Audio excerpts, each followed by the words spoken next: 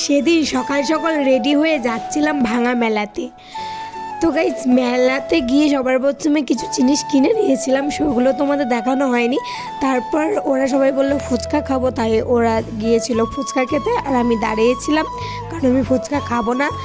এই দেখো গাইজ কিছু জিনিস কিনে নিয়েছিলাম, সেগুলো আবার দেখাচ্ছিলাম তোমাদের। তো বাড়ি গিয়ে পুরোটা দেখাবো। আর দোকান থেকে একটা স্কার্ফ কিনে নিয়েছিলাম। তারপর গাড়িটা নিয়ে চলে গেলাম বাড়ির দিকে। চলো গাইজ ফাইনালি এখন বাড়ি চলে এসেছি, আর তোমাদের পুরোটা দেখায় কি কি কিনেছি। এই যে এই ঝুড়িটা কিনেছিলাম, এটার দাম নিয়েছিল মাত্র 10 টাকা। আর এই বাটিগুলোও নিয়েছিল 10 টাকা করে।